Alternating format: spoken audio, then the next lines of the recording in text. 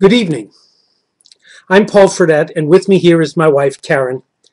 Together, we serve hermits and religious solitaries around the world through Raven's Bread Ministries, from right here in our home in the mountains of western North Carolina. Last week, our presentation focused more or less on offering a profile, so to speak, of hermits, individuals who embrace solitude as a way of life for spiritual reasons. We noted during that presentation some of the common characteristics that people have found in genuine hermits. And we noted as well some of the common misconceptions about people who choose this path. Last week, we closed our consideration with a guided imagery led by Karen that was entitled The God Tree. It was an exercise designed to help stimulate our imagination about how we relate to God and how we see ourselves in relation to the holy, and to some extent, how other people figure into that understanding and that experience. We also promised you that this week we would share some of the insights that those of you who were listening and participating had and communicated with us through the week, as well as other individuals who participated in this exercise before. So now, Karen, do you think you could just summarize the exercise again for those who are tuning in for the first time? And then we can move on to offering some of the insights and some of the experiences that other folks have had. Yeah, I'd be glad to. The God Tree exercise was designed to help individuals, as Paul said, become more aware of their relationship to God in ways that they may never have been before. They were asked to imagine themselves in a garden of some sort, and as they were standing there, become aware of the fact that God was there as a tree. It could be any kind of tree. And it is significant whatever sort of tree came to your mind. It's important to keep in mind that images never lie. They may surprise us.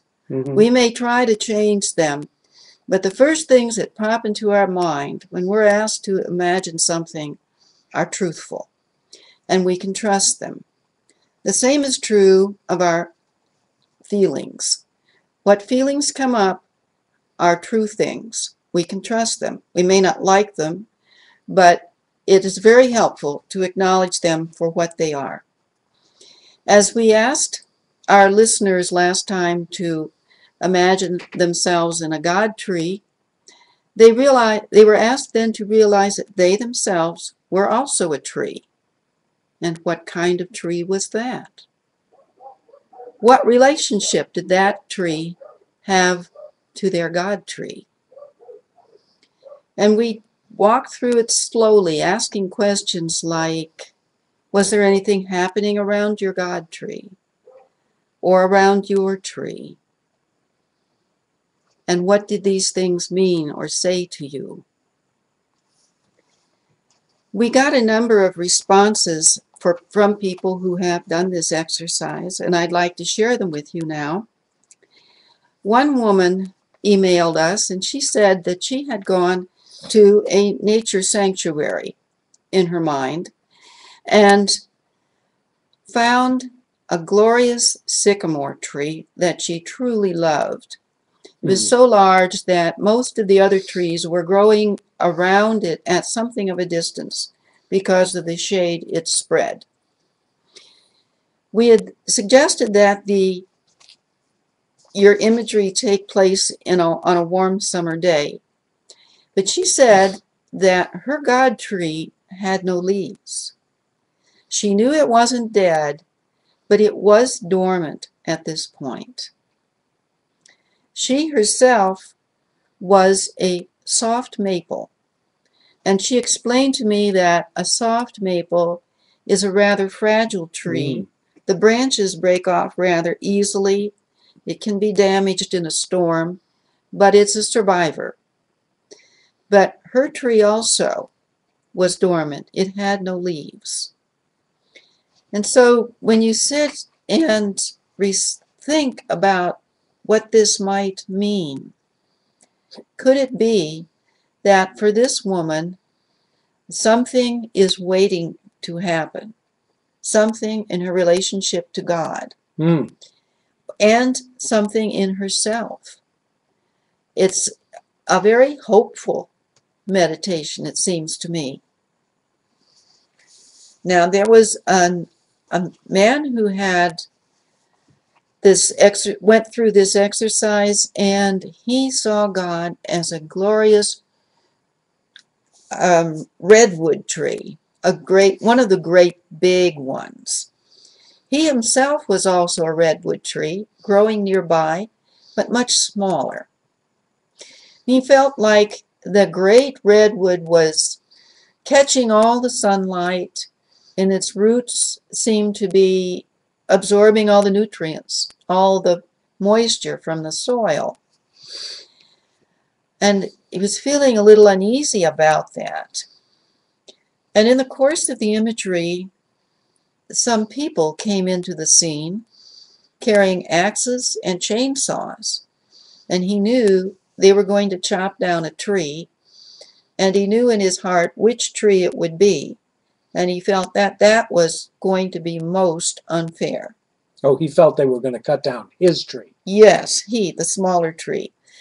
And he said afterwards he had not realized that he was angry with God about some things in his life. And it's important for us to realize what we are feeling with regard to God. If we're angry, it's important to note it. There's nothing wrong with being angry with God. Things happen. We don't like them. We're going to be angry, especially if it feels unfair. Now, there was another woman who was working at this exercise, and she could not get her tree, her God tree. He was a rock. Though she would have liked to have had God be a tree, she saw this warm, big, sturdy rock. And she was a small pine tree growing near it with her roots wrapped around and steadied by the rock. Now, what does that say about her relationship with God? What would that tell her? That she's being held in place and steadied by the relationship with God, which perhaps she wasn't fully aware of. Another woman, she is an elderly woman, and she is facing a 9th very painful surgery. She's been through these surgeries many times. She has other health problems, and nobody is going to tell her that everything will be all right. She is concerned. She is worried. Her God tree was a great weeping willow, and she herself was also a weeping willow, a small one, very close to the great weeping willow, whose branches swept over her in a very gentle, loving way. And she said after this experience, she felt much more peaceful about what was coming. She felt God was with her. God understood what she was fearing and what might happen. I suppose it isn't fair if we don't share what our experience of the God tree was. My God tree this time was and is a tall tulip poplar, that is growing on the edge of the woods not far from the deck of our house. Now, tulip poplars, for people who aren't aware of them, are noted for how straight they grow, how tall they grow, and they do have tulip flowers growing up in the early spring, mainly near the top of the tree. These yellow tulip-shaped blossoms are up there. But very often, it's hard to make them out. You hardly know they are there at all until the blossoms start falling. And then I will find these yellow blossoms with an orange center on the ground. And there'll be many of them around me. And as I pondered on the meaning of this, it seemed that God has many gifts, many lovely things to give me, and I'm not always aware of them until I find them scattered around me. All right, Paul, now it's your turn. Did you have a God tree? I did have a God tree. I do have a God tree. From time to time it looks different, but for the most part, when I was a young man and made my first foray out of the Northeast and headed to the state of Mississippi, I fell in love with the huge mimosa trees, and I had one growing in my yard that gave so much extensive shade, and in the heat of Mississippi, it was welcome. And besides that, the fragrance in the air in the blooming time. The mimosa is a beautiful deep rose blossom, and it just fills the air all around with a wonderful, wonderful fragrance. Whenever I sang the praises of the mimosa tree, though, people quickly reminded me how messy they were. And how much cleaning up of yards people had to do who had mimosa trees. But for me, that only confirmed the godliness of the tree, because it, at least in my life, wherever God is, there's always some messiness going on, and I usually have a lot of cleaning up to do. So it remains for me still a very powerful symbol of the holy in my life. So we can agree that our images do not lie, and our feelings about these images do not lie. They tell us things. They answer questions for us. Mm-hmm. Sometimes we don't get the answers right away, what the tree might, or our imagery might be telling us. And that reminded both of us of a quotation that has been very meaningful through our lives. Yes, years and years ago, we discovered and both have enjoyed so much the poetry of Rainer Maria Rilke, a German poet at the beginning of the 1900s. And one of the really loveliest volumes that we've experienced has been his Letters to a Young Poet, in which he kept up this correspondence with a young man. And in one of the loveliest portions of a letter, he responds to the man's anxieties and concerns about the larger issues of his life by saying this. It's something that we feel is very, very much a necessary attitude to have if one journeys in the direction of encountering God or the holy or spirit in one's life, however one chooses to call that. Rilke says this: "Be patient toward all that is unsolved in your heart. Try to love the questions themselves. Do not now seek answers which cannot be given, because you would not be able to live them. And the point is to live everything." Live the questions now, says Rilke, and perhaps you will then gradually, without noticing it, live along some distant day into the answer. Good advice. Very good advice. Because we can get so impatient when we don't understand what is happening. But the imagery which raises questions can be just as important as the imagery that gives us answers. And we learned that it is important to accept all of that and to accept our feelings about that. Mm-hmm. As we do these kinds of guided imageries, it becomes pretty clear that our images of God shape the nature and the quality of our encounter with God or the holy. And as we grow and change and mature, our images of God change and develop as well. Like our views, our perceptions, our attitudes, we evolve in our images of God from very simple ones, perhaps very singular ones and very exclusive ones, to images that allow for much more complexity.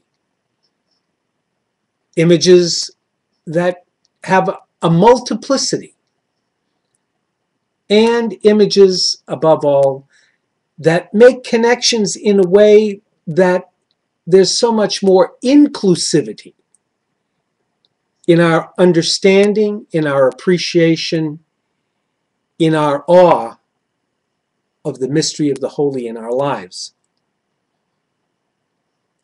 For those of us who live in the mountains, this kind of process is all too familiar, since as we move even not too many feet from one ridge to another, or from a cove to a holler, our whole perspective of our terrain changes enormously.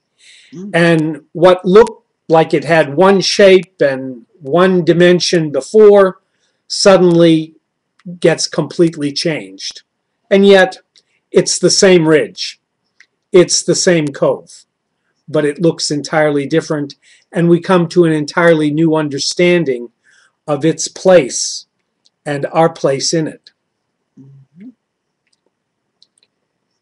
More than this, though, our images are themselves shaped by our own self-awareness. They're also shaped by our physical and our cultural environment. And they're shaped by our social interactions, our relationships with others.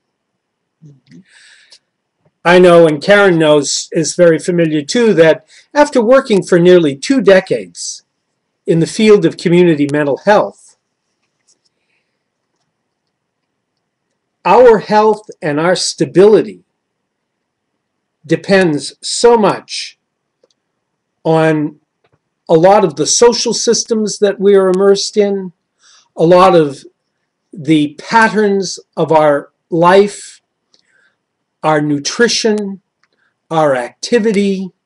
All of these things contribute to our inner balance, our inner serenity, our appreciation and need for others.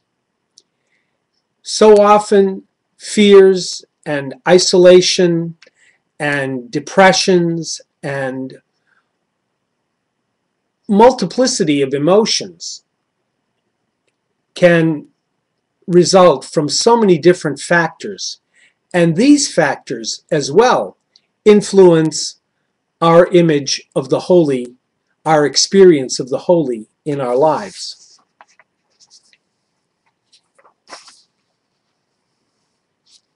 Perhaps the most important part of this, though, is that anytime we examine our image of God, those of us who approach this experience, at least from the Judeo-Christian tradition, are very much aware of the scripture that says that we ourselves are made in the image and likeness of God.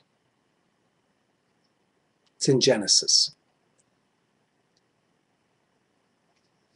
Many would even maintain that our very capacity, our very ability to image God, to imagine God, is based on the fact that we bear within us from our own creation. We bear the divine image in our very DNA. Without that, we wouldn't even be able to conceive of God. The divine spark is there within us at the start. And it's that that allows us to recognize and to respond day after day in our journey as we mature in our appreciation and our love of God. Everybody's familiar with the childhood taunt, "It takes one to know one." On a more serious note, it's so true that we cannot recognize truth or beauty or goodness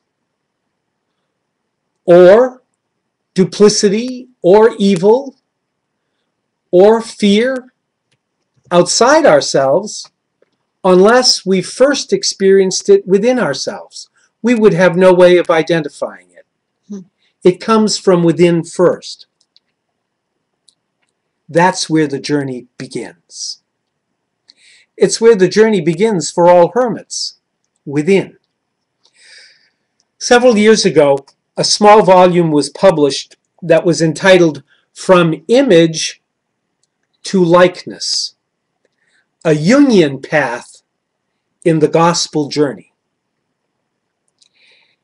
In that book, the authors characterized our being created in the image of God as the potential inherent in all human beings.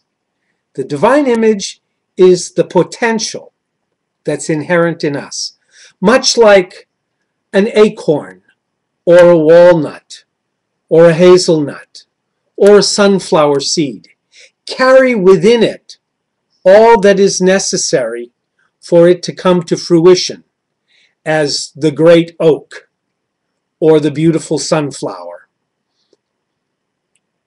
or the walnut tree. And that our likeness to God, image, likeness, our likeness to God is the fulfillment of a life journey. It represents a maturation, like the full-blown tree, and that our true and close resemblance comes into view only after a long process of development. When I think about this for a few minutes, it reminds me very much of a dynamic that has been going on for years in our family. My mother and father were both very dark-complected, dark-haired, dark-eyed people, and of their 6 children, the first 5 have the same complexion and the same hair color and the same eyes. The last born, my baby sister, had blonde hair and blue eyes. Now, there was no doubt she was part of the family, and there were too many other things that reassured us of that, but it was kind of hard to say who she resembled. Or as we say around here, who do they favor?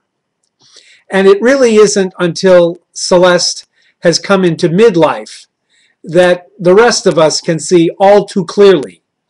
She doesn't resemble my father or my mother, but she certainly resembles my great aunt.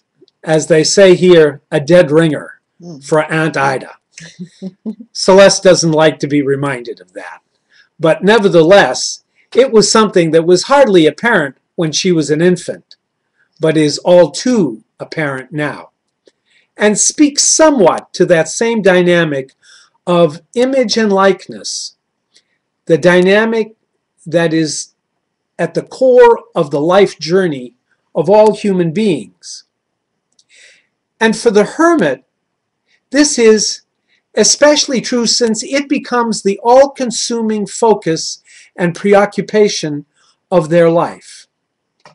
Is the journey that seeks to reconnect that initial divine spark with all of their experience.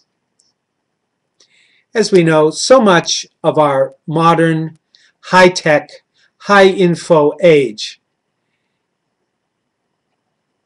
demands so many disconnections of us. We're disconnected most of the time from much of nature and the natural rhythms of life, even waking and going to sleep. Goodness knows our nutrition has changed over the years, and we consume so much artificial food. We're even disconnected from the seasonal changes of our world, since we spend so much time inside and in office buildings, and completely disconnected from the natural rhythms of our world.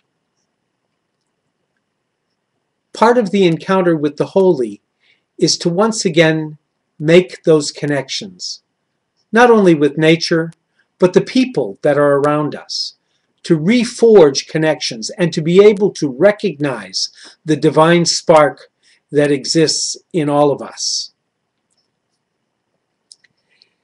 Hildegard of Bingen, the great German mystic, 800 years ago, said, "Everything that is in the heavens, on the earth, or under the earth, is penetrated with connectedness, full of relatedness."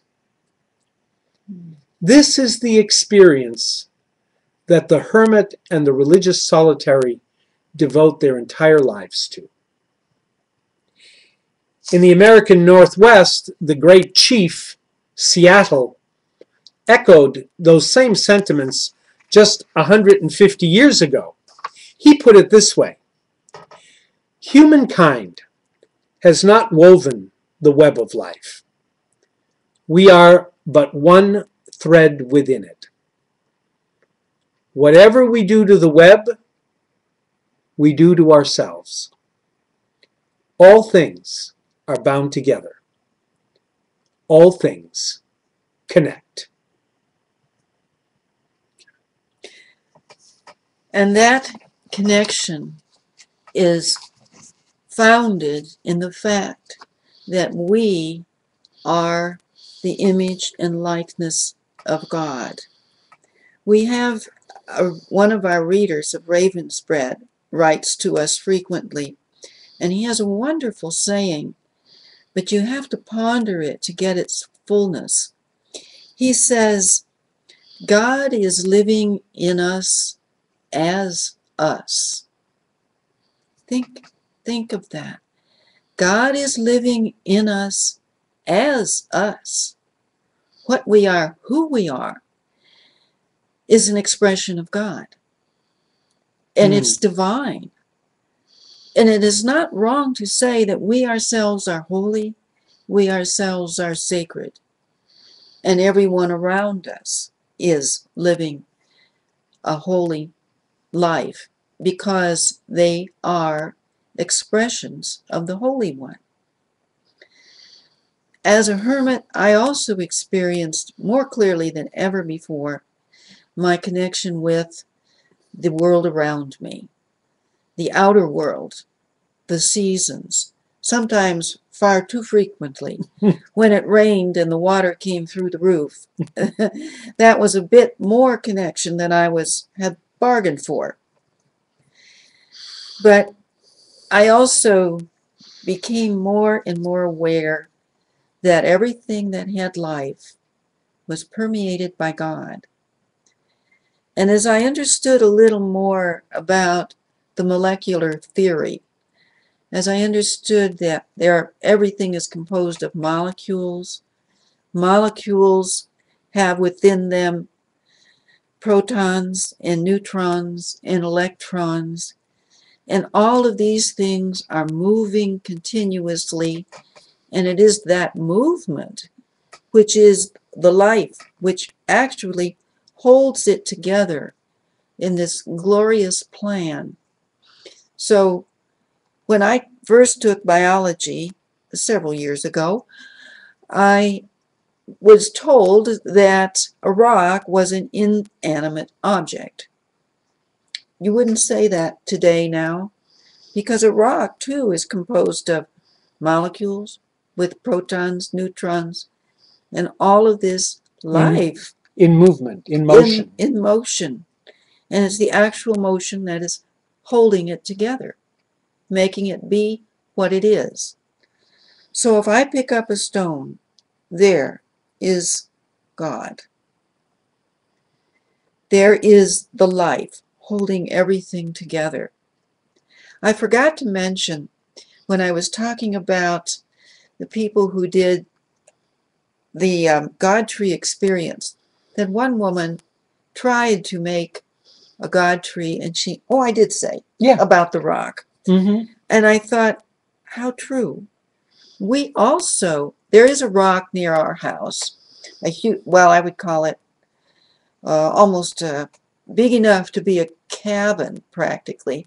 We can see it from our deck, and we've named her Petra because of the way the lichen is grown on it and the cracks have formed in it. We see a face.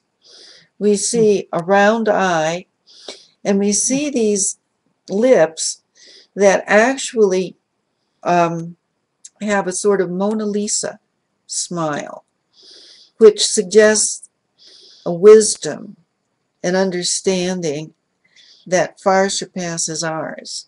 Oh yes, and Petra has been here long before we came here, and she'll be here long after we're gone, and she adds to our place and our significance and our position here on the planet. Yes, when I sit on her, it's possible to climb up on her and sit there. I'm very much aware that I am in touch with the wisdom of the ages. These rocks, these mountains here in Appalachia have been measured and found to be the oldest among the oldest on the surface of our planet.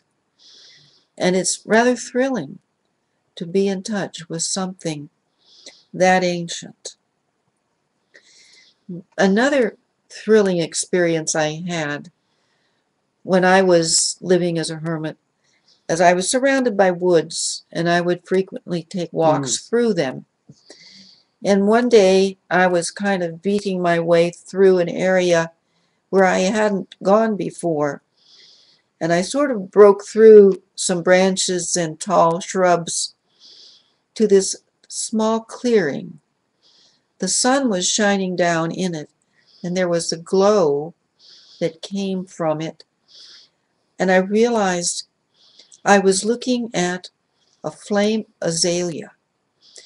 They're a wild shrub that in the spring have these bright orange blossoms, truly flame-colored.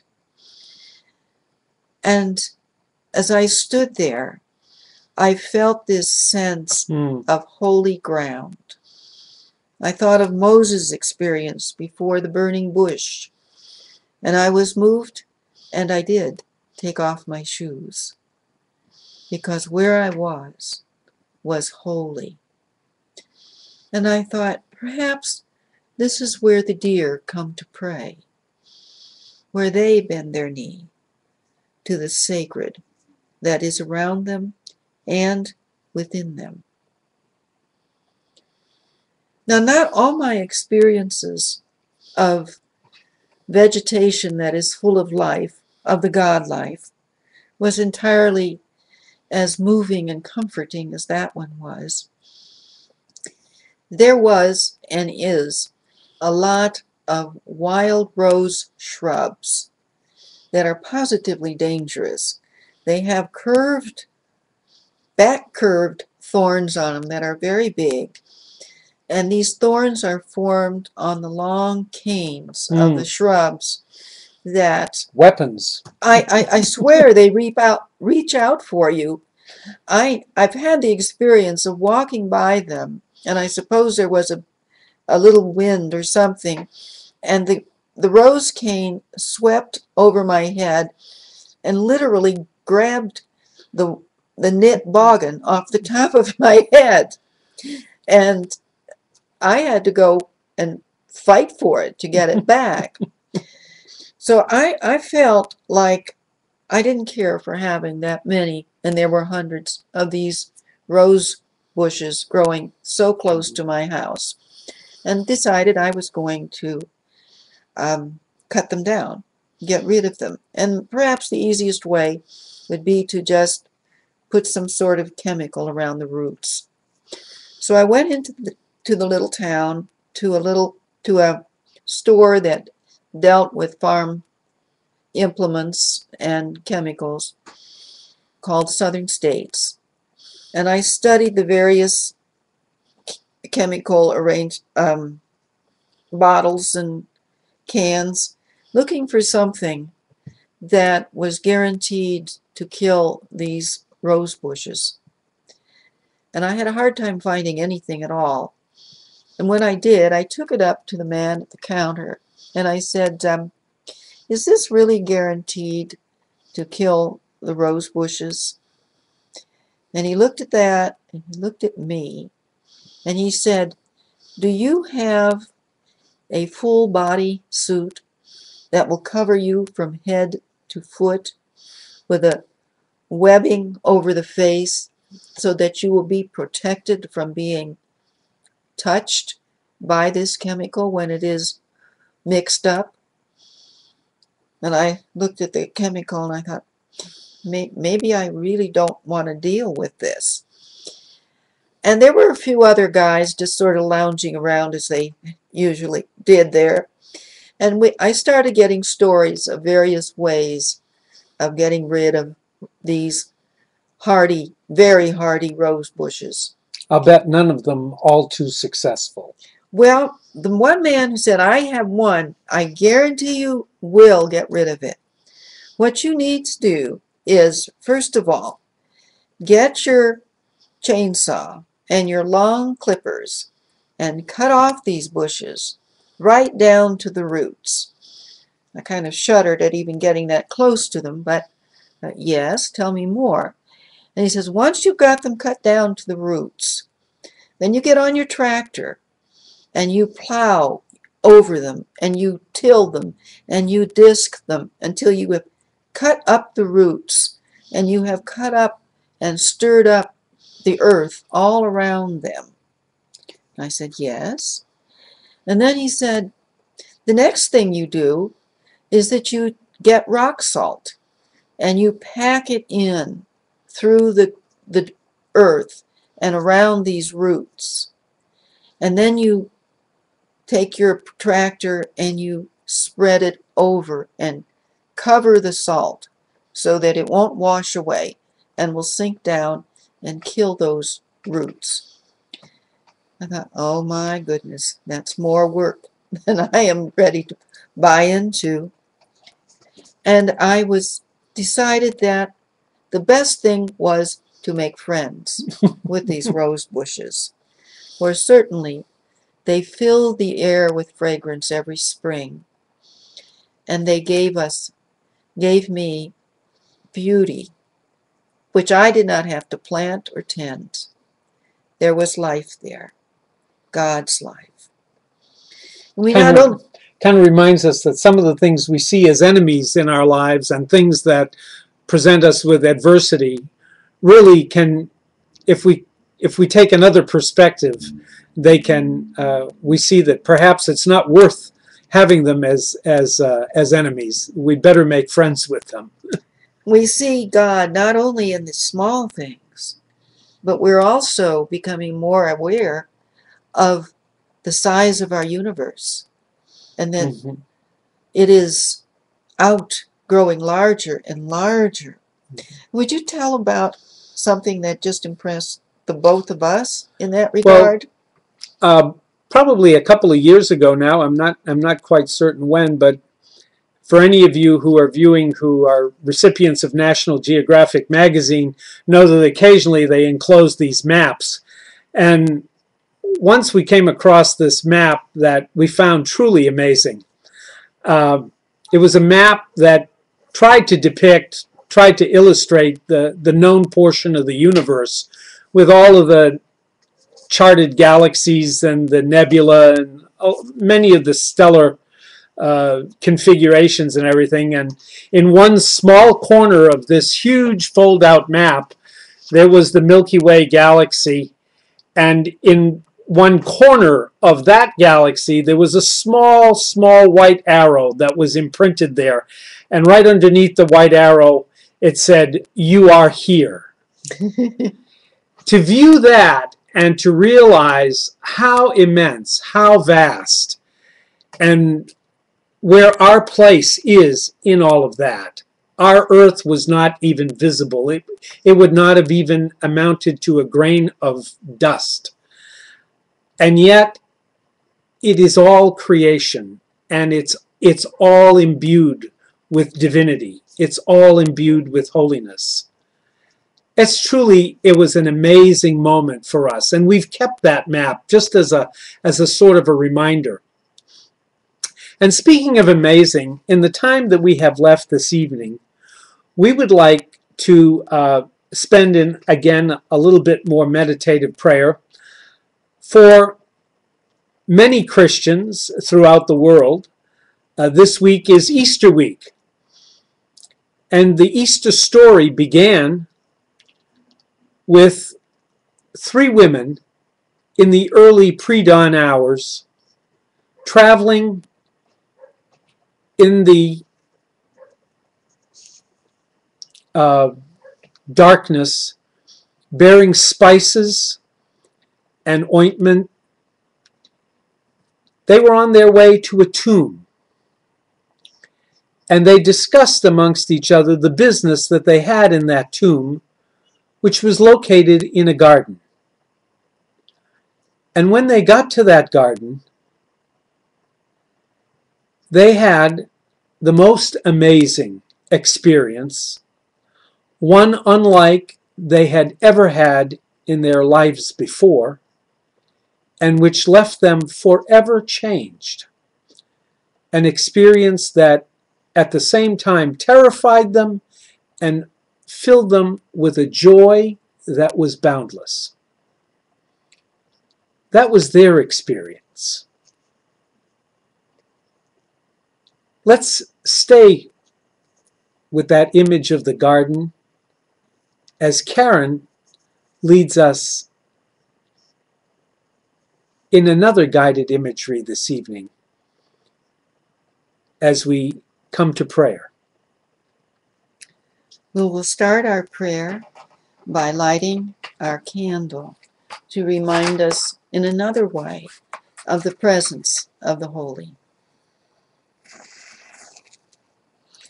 We light a light in the name of the one who creates life, in the name of the Savior who loves life, in the name of the Spirit who is the fire of life.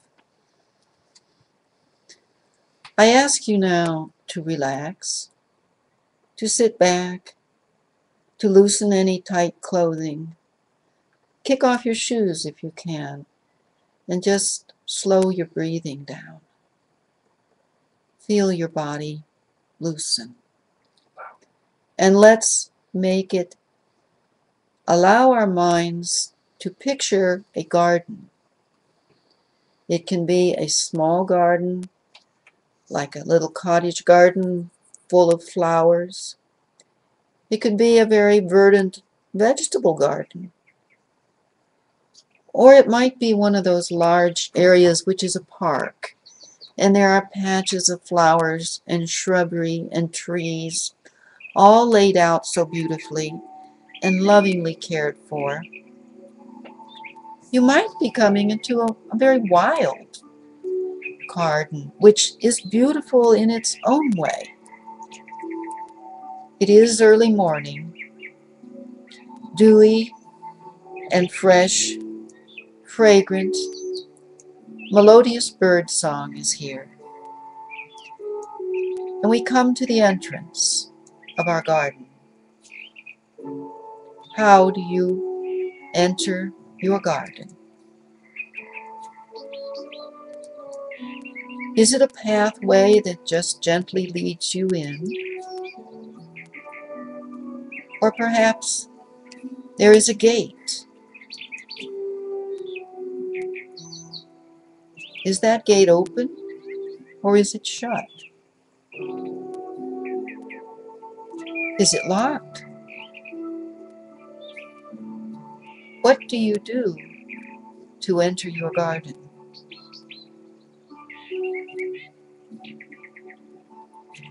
As you overcome any obstacles that may be there, you realize that what you have just entered is familiar to you in some way. It's a place where you've been comfortable before. But there is something different, something unexpected about the garden now.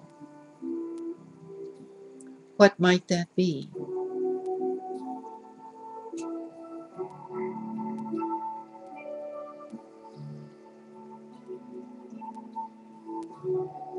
You begin to realize that you are not alone. Someone else is here with you.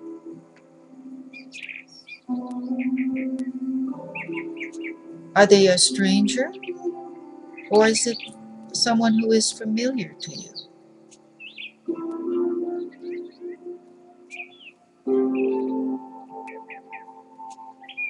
How do you feel about this person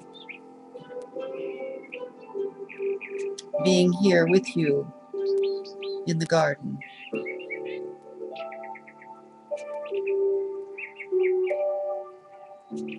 You are moved to say something to this person. What comes to your mind? What do you want to say?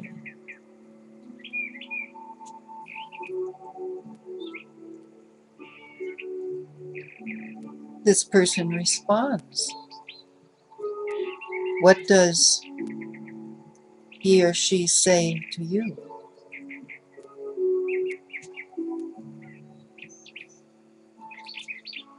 How do you feel about what you've heard?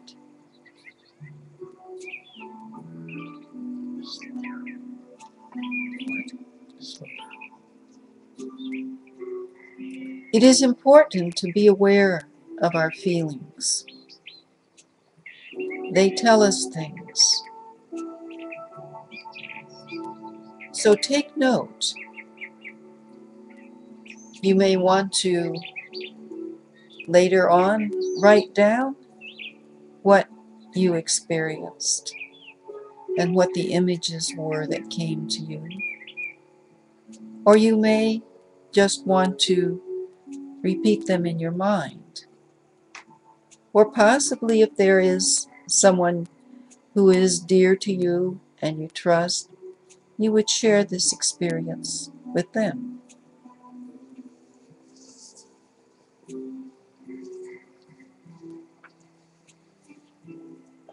As we come out of this imagery, do so slowly and allow yourself to come back to where you were before we entered the garden. Wake up to where you are now.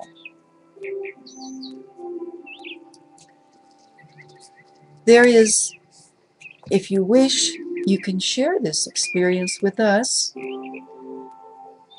and we will make mention of it anonymously at our next gathering next week. You can email us at pk Fredette, F-R-E-D-E-T-T-E, at frontier.com, all small case. Or you can reach us through our website, www.ravensbreadministries.com. And again, that's just run together, all one word, all lowercase. And we will promise that we'll share our experience with you. Because where God is, wherever we are, there is God. Or in another way, God is ever found. And I used that phrase, where God is ever found, as the title of my most recent book. And I had found it in a 9th century chant, originally in Latin, but it has been translated, and I would love to share it with you this evening. Where charity and love prevail, there God is ever found. Brought here together by Christ's love, by love are we thus bound. With grateful joy and holy fear, His charity we learn. Let us, with heart and mind and strength, now love Him in return. Forgive us now each other's faults, as we our faults confess. And let us love each other well with Christian holiness. Let strife among us be unknown. Let all contention cease. Be His the glory that we seek. Be ours His holy peace. Let us recall that in our midst dwells God's begotten Son. As members of His body joined, we are in Him made one. Love can exclude no race or creed, if honored be God's name. Our common life embraces all, whose Father is the same.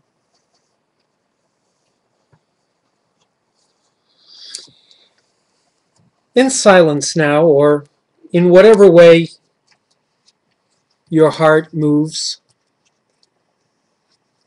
let's together give thanks for this day that has been and pray for the life of the world.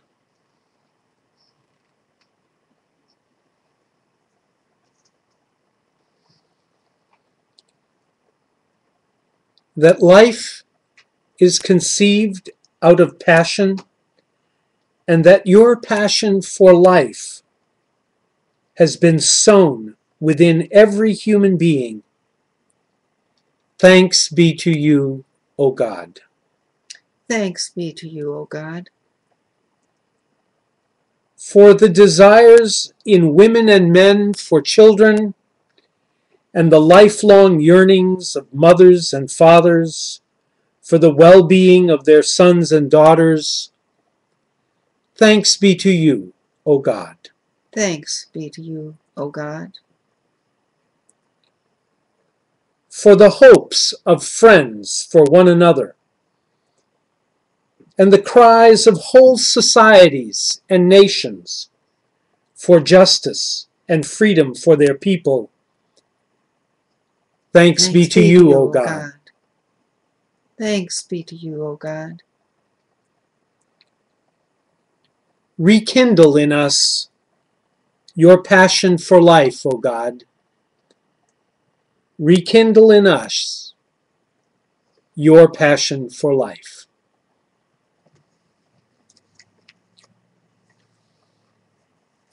Renew us this night in the image of your love.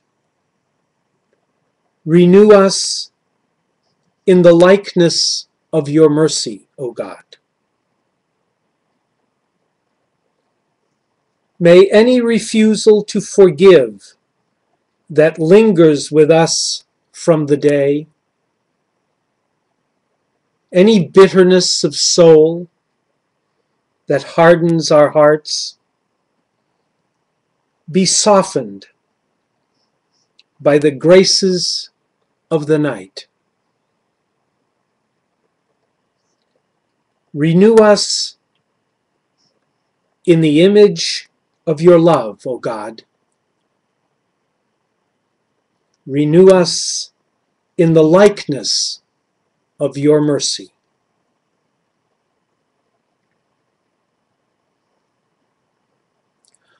Once again, we want to say how pleased we are for Brother Sean's invitation to share these times with you on a regular basis.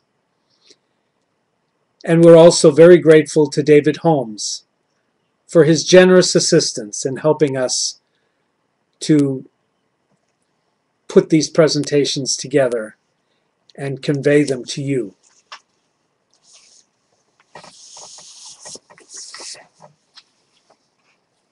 The blessings of heaven, the blessings of earth, the blessings of sea and sky,